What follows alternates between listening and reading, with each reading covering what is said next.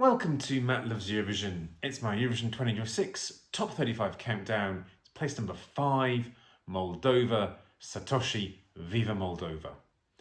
Please do click the subscribe button, ring that notification bell, and like, share, and comment below.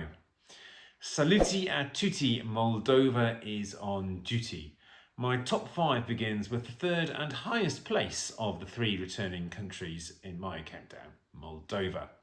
Now, unlike Bulgaria and Romania, who had been out of the contest for a couple of years, Moldova is back after just 1 year, and that had been their first year that they'd missed a contest since their debut in 2005.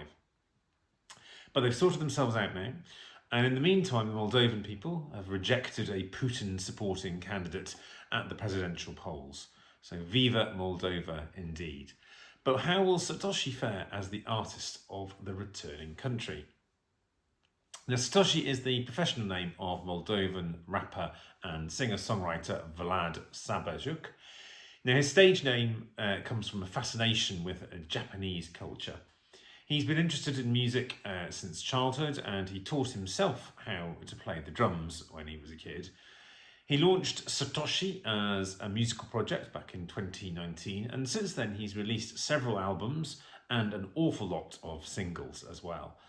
He's toured Moldova, Romania, and he's even performed in London, the first time back in 2024, and more recently at the London Eurovision Party. Now, he won the Moldovan national final this year. He won the national juries, he won the international jury vote, and he also won the public vote, where he got well over twice as many votes as the other 15 acts combined. Now, Viva Moldova is an explosion of energy and joy in a song that is a fusion of folk and pop. There are the folk or traditional Moldovan instrumentation aplenty in this, fused into a thumping up-tempo pop frame.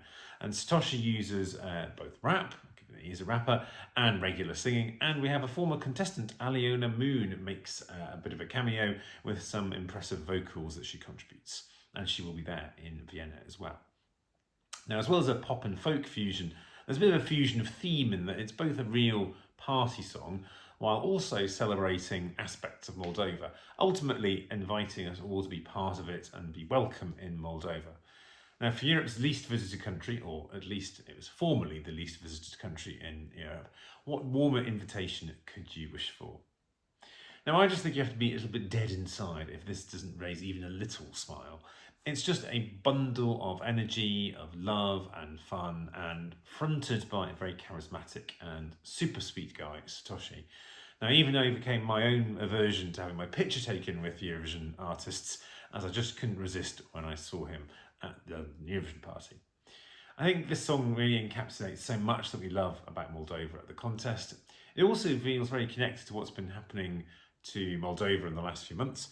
They re-elected a pro-European president, despite huge Russian-backed manipulation and disinformation campaign. And it does feel like Moldova is determined to bind itself closer into Europe. And this song almost feels like a manifestation of that and an opening of arms to the rest of the continent. And this is very on brand for Moldova too. 2022's Trenul was about the opening of a direct train service between Bucharest and Chisinau. And Chisinau, of course, is the capital of Moldova. Now, at first I was a bit perturbed to see it didn't seem to be doing too well in the Eurovision scoreboard app, but that seems to have been a bit of an early blip, and since then it's doing pretty well. Now, people may have forgotten, but Trenul was not popular in the app, and then look what happened at the actual contest. Now, Moldova have been given the opening slot of the first semi-final. It's a great honour to you're effectively opening the whole contest. And I think this song and this performance is perfect for that.